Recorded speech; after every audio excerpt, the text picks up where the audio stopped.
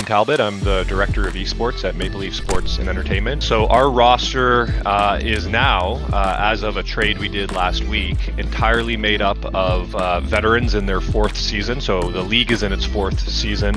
All of our players now were part of the inaugural draft. Maybe a quick tangent, but relevant, is our teams are built through a draft, not unlike traditional sports drafts. We're unique in esports in that sense. Every other esport is basically, teams are built through open free markets. Whoever can sign the best players and teams, gets them. Whereas ours, just to create a little bit more parity, and to create a really cool moment in the calendar year for us. The NBA has decided to create this draft system. So all of our players were part of what's referred to as the inaugural 102. At the time, there were only 17 franchises in the league, and so there were 102 players that were divided onto teams of 6 through this draft process. Last season, we had an outstanding season. We had the MVP of the league, Kenny, who's still with us.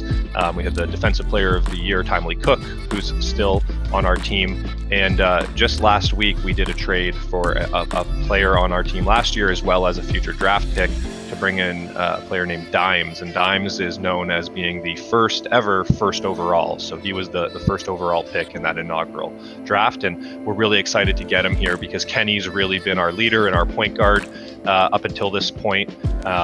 But the way that the game has changed, and I think an important detail about what we do is every year we play on a different version of the game. And so there are versions of the game that cater to certain players and teams better than others. And what has definitely happened this year is you've kind of needed a duo in your backcourt. You can't just have a point guard and kind of a pure shooter at the 2 guard. You really, for the basketball heads out there who know what I'm talking about, you really need a 1-2 punch in players who can dribble, who can facilitate, who can shoot themselves.